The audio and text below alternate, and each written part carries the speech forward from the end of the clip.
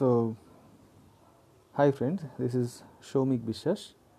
You are attending my class on that circuit theory and network. Today we are attending the fourth class of that active and passive filter. So, today actually we are concentrating on that parameters to be identified for filter design both in that low pass and high pass. So, actually in the previous past 3 lectures what I have told, what is the image impedance, what are the parametric views to be transferred, what are the condition for that short circuit and open circuit condition, and what is the pass band and stop band, and what is the phase constant and what is the attenuation constant. So here we are applying these theoretical views to consider this particular case of that filter design where that constant k type and other type of filter is given. So here first thing that we are about to calculate, the term is called as image impedance, this one. So image impedance equals to Z1 Z2. So if they are truly resistive we can say it as R0 square. So it is considered as K. Now what is K? K is basically the root over of Z1 and Z2. Now if it is only L and C is there, LC type filter, so obviously that characteristic impedance or the input impedance or the image impedance, that Z0, we can write it as root over of L by C, right?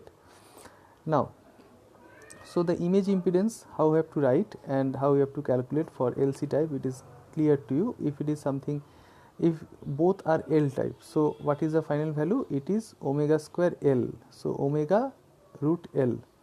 So that particular value is having one omega inside, so it is changing its value, and obviously that type of filter will not exist because that R is a function of omega, and as long as the omega is changing, the R is also changing. So the image impedance, if obviously changing for different frequency of operation, so this particular filter is quite tricky to handle. Well, the next part is called as a cutoff frequency. So what is cutoff frequency? In that cutoff frequency, actually it is a particular prime point from where the pass band shifted to stop band or the stop band shifted to the pass band. Now what is pass band and stop band? If you are representing the entire, say suppose if you are having a transfer function of a particular network, so from the control system engineering you know what is a transfer function and what is a Laplace transformation. So obviously if you are doing some Laplace transformation, you will be getting obviously one S term in the transfer function, that S equals to j omega. So if you are replacing these particular things in the j omega plane, so obviously you are getting one frequency response. So one frequency response is a very important character for a filter analysis. So here if you are getting one frequency response, so it should have one stop band, it should have one pass band. So the transition between the stop band and pass band, it is called the cutoff frequency. Actually graphically you can say it is a straight line, just stop band switch to pass band, but practically it is not a straight line or directly downfall is not there, rather it is a transition. So the cutoff frequency is what? For the condition already we have considered that for Z1 equals to 0 and this Z1 plus 4Z2 equals to 0.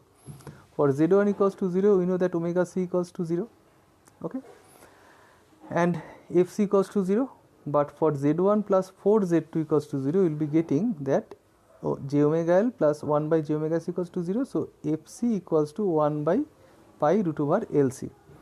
So the limit of fc is basically ranging between this 0 to 1 by pi root over LC, okay. So this particular part is the concept of the cutoff frequency, fine. So after having this sense of image impedance and the cutoff frequency for the low pass filter design, we should go in the next part, that is the attenuation and the phase constant you have to calculate.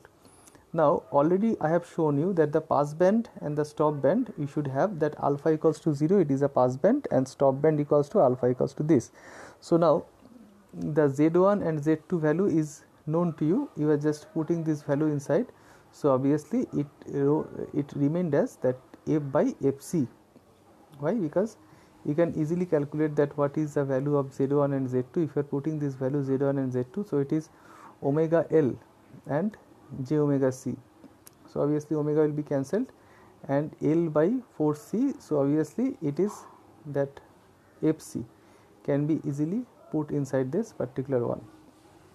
So the attenuation constant is here 2 cos h inverse 1, it means cos h f by fc, or you can write it as 2 cos of h inverse root over of omega square lc by 4. Already these things has been calculated.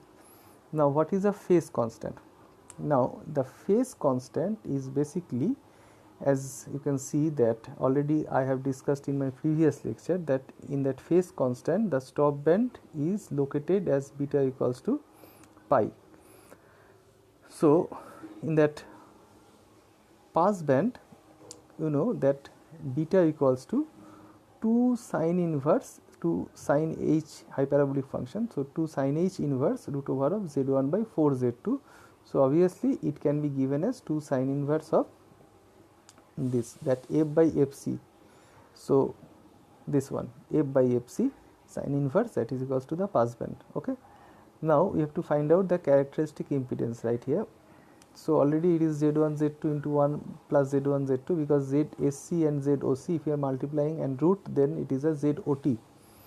So for T network z0, so what is the value? That is here you can see that this value if evaluated, so it is like this. So finally it is r0 by f by fc square. Okay, where fc is a cutoff frequency, and if it is a pi network, so the 0 pi is basically this, because one pi network if it is there, you can easily consider it in that form of Y matrix. So Y matrix means basically representing the current pattern. So obviously one Z0 pi can easily represented by that Y matrix. If you are taking that Y to Z conversion, again you can get this. Or in my previous lecture I have shown you how to calculate that ZOT and Z0 pi, for that considering of Z1 by 2, Z1 by 2 and Z2, there is a T network. Again 2Z2, 2Z2 and Z1, this is a pi network. So if you are calculating that Z0 for T and pi, you can easily calculate it by the direct method. So now just putting this value, that Z01 and Z2. So finally what we will be getting, that is R0 by root over 1 minus 1 by fc, this one. So that is a pi and that is T. So we are getting two sort of characteristic impedance. One is R0 into 1 by 1 minus into root over 1 minus f by fc square, another is by. So obviously the characteristic impedance obviously for T network is more larger, and for the pi network it is much more smaller. So if somehow the characteristic impedance is required to be increased or to be decreased, you have to select as per what is the T and the pi relevance for this. Now if you are equating these two equation, it means if you are equating 1 and 2,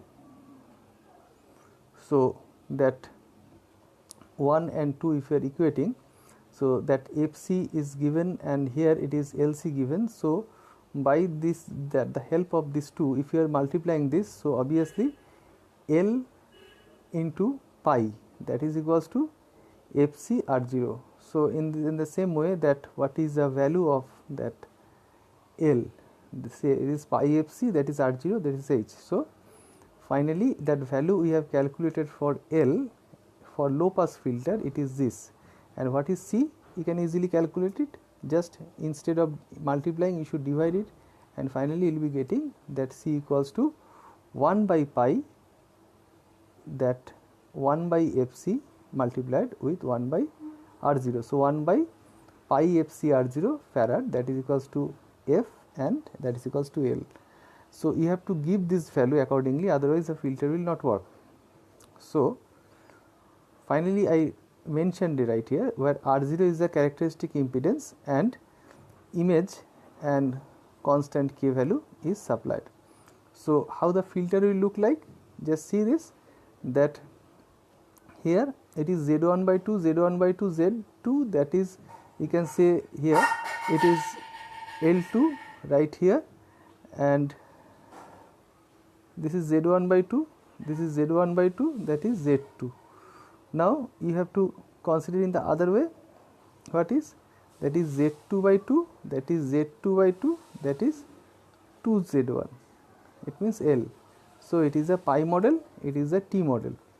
Okay, so that is a low pass filter. Now parameters to be designed for the high pass filter. If you are doing this, so in the same way, how you have to consider the high pass filter, there the FC will not tending to 0, it is tending to infinity. So here the R0 equals to same as it is root over L by C, this one. So cutoff frequency here Z1 equals to j omega c for Fc tending to infinity, or Fc equals to 1 by 4 pi root over of Lc. So what is the range of that Fc? It must be lying between 1 by 4 pi root over Lc to infinity. So that is the high pass filter range.